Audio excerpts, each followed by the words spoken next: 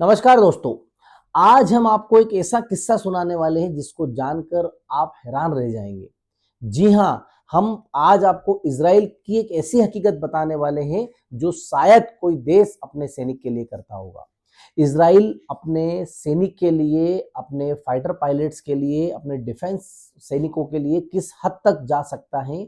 जी हाँ, आज इसी सच्चाई के बारे में हम बात करने वाले हैं। इज़राइल का एक फाइटर पायलट 40 सालों से लापता है और पिछले 30 सालों से तो इज़राइल की सरकार मानती है कि उसकी मृत्यु हो चुकी है, लेकिन इज़राइल की सरकार और इज़राइल की आर्मी अपनी पूरी ताकत लगाकर उसके अवशेष को खोजने में आज भी जुटी हुई है। और यह डेयरिंग ऑपरेशन इज़राइल ने तब किया जब ईरान के विरुद्ध फुल स्केल वॉर चल रही है। कहने का मतलब ये है, यदि सैनिक मारा जा चुका है तो उसकी हड्डियों को भी हम वहां से वापस लेके आएंगे। इस गुमशुदा और मृत फाइटर पायलट का नाम है रॉन एरत। जी हाँ, 1986 में जब रॉन लेबनान के एक मिशन के तहत फाइटर प्लेन उड़ा रहे थे, तभी उनका एयरक्राफ्ट क्रैश हो गया और रॉन एरत को हिजबुल्लाह के आतंकवादियों ने पकड़ लिया। 1989 के बाद उसके जीवित होने के प्रमाण मिलना बंद हो गए और 1995 के आसपास इजराइल की सरकार ने मान लिया कि उसकी हत्या की जा चुकी है। लेकिन इजराइल की सरकार की पॉलिसी है कि अपने जिंदा नागरिकों को ही नहीं, बल्कि अपने मृत नागरिकों के अवशेष भी वह दुनिया में कहीं भी हो ढूंढ के निकालती है और वापस अपने घर अर्थात इजराइल लेकर आती है। और इसलिए इजराइल आर्मी और इजरायली सरकार पिछले 40 सालों में अपने इस फाइटर पायलट को एक पल के लिए भी नहीं भूली।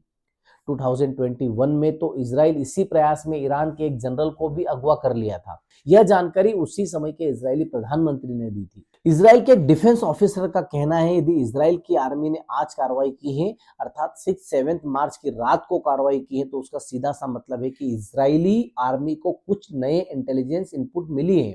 इसी इंटेलिजेंस इनपुट के आधार पर इजराइल के कमांडोज ने लेबनान के बेका घाटी के नबी चीप नामक कस्बे पर रात 10 बजे पहुंचकर एक कब्र खोदने का निर्णय किया। उन्हें विश्वास था कि इस कब्र में रॉन एरत को दफनाया गया है। इजराइल के कमांडो 4 हेलीकॉप्टर में वहां पहुंचे और रस्सियों के सहारे हेलीकॉप्टर से नीचे उतरे, लेकिन कब्र खोदने की गतिविधि से हलचल हुई और इससे लोकल पॉपुलेशन जाग गई और हिजबुल्लाह के साथ मिलकर उन्होंने इजरायली सैनिकों पर आक्रमण कर दिया। इजरायली सैनिकों ने भी जवाबी फायर किया, लेकिन इजरायली कमांडर चारों तरफ से घिर चुके थे और उन्हें रेस्क्यू करने के लिए इजराइल की एयरफोर्स को कार्रवाई करना पड़ी। इजरायली एयरफोर्स की कवर फायर के कारण इजराइल की कमांडो सक्सेसफुली पीछे हट गए, लेकिन इस पूरी कार्रवाई में हिजबुल्लाह और उसके 40 लेबनानी सपोर्टर मारे गए। एयरफोर्स की कार्रवाई कितनी जोरदार थी यह तो आपको सपोर्टिंग इमेज बता ही देंगी, लेकिन इतनी जोरदार बमबारी के बावजूद भी इजराइल का एक भी कमांडो हताहत नहीं हुआ। अपने एक एक नागरिक, एक एक सैनिक के लिए इजराइल की गवर्नमेंट का कमिटमेंट कितना गंभीर है और यह घटना इसका एक और उदाहरण है। लेकिन रॉन एरत की विधवा ने इस घटना की जानकारी होने के बाद कहा, हम रॉन एरत के अवशेषों के लिए पिछले 40 सालों से तरस रहे हैं, लेकिन मेरी इजराइल आर्मी और इजराइल की सरकार से अपील है कि इन अवशेषों के लिए हमारे और सैनिकों की जान जोखिम में न डाले। मैं रॉन एरत के अवशेष तो पाना चाहती हूं, लेकिन इजरायली सैनिकों की जान की कीमत पर नहीं। दोस्तों, इस युद्ध के बीच में ये होना, इतनी क्रिटिकल सिचुएशन में इजराइल का अपने 40 साल पहले मारे जा चुके सैनिक के अवशेषों को हिजबुल्लाह से वापस लेके आना, यह कोई कर सकता है तो वह इजराइल है।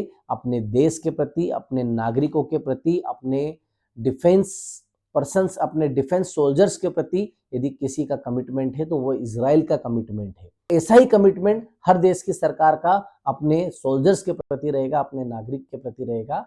तो हर देश का नागरिक सोल्जर बन के वॉर में सामने आएगा और युद्ध भी करेगा।